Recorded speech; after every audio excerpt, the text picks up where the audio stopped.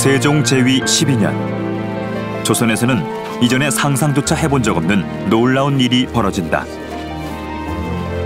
이른바 국민투표가 실시된 것이다. 저게 무슨 내용이래요, 저게?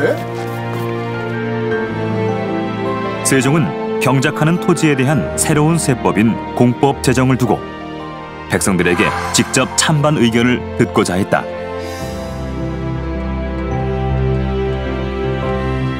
백성이 좋지 않다면 이를 행할 수 없다. 각 도의 보고가 모두 도착해 오거든 공법의 편의 여부와 답사해서 폐해를 구제하는 등의 일을 백관으로 하여금 숙이토록 하라. 장장 5개월에 걸쳐 실시된 전국 여론조사. 투표 인원은 총 인구의 4분의 1에 달하는 17만여 명에 이르렀다. 신분 고하에 관계없이 노비와 여자, 어린이를 제외한 모든 백성들이 참여 대상이었다.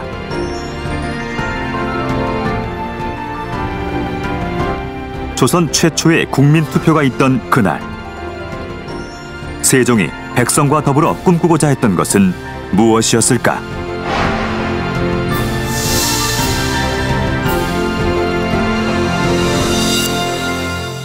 조선시대 왕하면 뭐 절대 권력이라고 이렇게 알고 있는데 국민투표를 했다고요?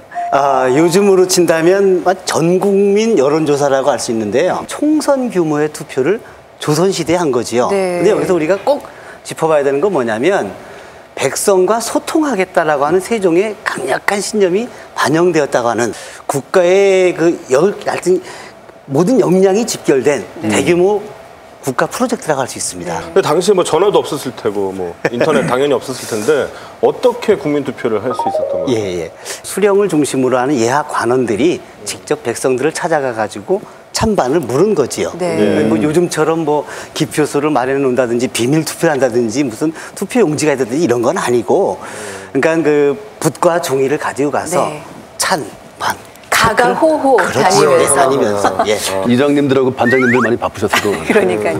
조선 땅을 술렁이게 했던 그 첫 국민투표 결과가 궁금하지 않으실까요? 그렇죠. 네. 자, 580여 년 전 그날로 가보겠습니다. 만물각 연결합니다. 이슬기 아나운서 나와주세요. 네, 안녕하세요. 1430년도 국민투표 결과 방송의 아나운서 이슬기입니다. 전체 결과 먼저 살펴보시죠. 네, 찬성이 98,657명, 반대가 74,149명으로 찬성이 반대보다 14.2%가 더 높았습니다. 투표 결과 세부적으로 분석해 보겠습니다. 먼저 도별 투표 결과입니다. 전라도와 경상도는 100%에 가까운 찬성률을 보이고 있는데요. 반면에 한길도와 평안도는 반대율이 90%가 훌쩍 넘습니다. 지역별로 의견차가 심하다는 점이 주목할 만합니다. 이번에는 계층별로 살펴보겠는데요. 지배층인 대신은 반대 의견이 90.2%, 상품 이하의 관리층은 반대 의견이 60.3%입니다. 하지만 하급 관리인 품관 또 촌민층은요, 찬성이 57.1%, 반대가 42.9%로 전체 결과와 일치하는 것으로 나타났습니다. 지역별로 이렇게 차이가 또 나네요. 네, 그렇습니다. 우리나라는 지역에 따라 자연 환경이 분명히 다르지요. 그 환경이 다르니까 농업 생산량의 차이가 어마어마하게 나겠지요. 이조차도 세종께서는 배려를 하십니다.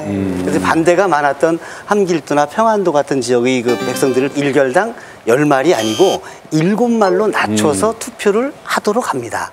그럼에도 불구하고 척박한 지역이다 보니까 그조차 그 지역 백성들은 부담으로 느낄 수밖에 없었던 거죠. 재밌는 게 고위관리직들의 반대가 특히 심했어요. 지금도 좀 그렇지만은 조금 뭐 기득권을 가지고 있는 이런 계층들은 뭔가 제도가 새롭게 바뀌고 이런 데 대해 상당히 부담을 느끼죠. 그래서 이런 그 좀 반대하는 쪽에서는 선왕 때 만들어진 이런 제도를 쉽게 폐하면 안 된다. 대개는 예나직임이나 속내는 좀 따로 있을 거예요, 분명히. 그렇죠. 그 세법 바꾸려면 기본적으로 재산 신고 다시 해야 될 거 아닙니까? 그럼요. 지금도 고위공직자들 그 재산 신고하려면 누락하는 분들도 있고 그런데 이게 아마 그 땅 좀 숨겨둔 분들이 있으면 좀 괴로웠을 것 같아요. 속내가 의심스럽죠.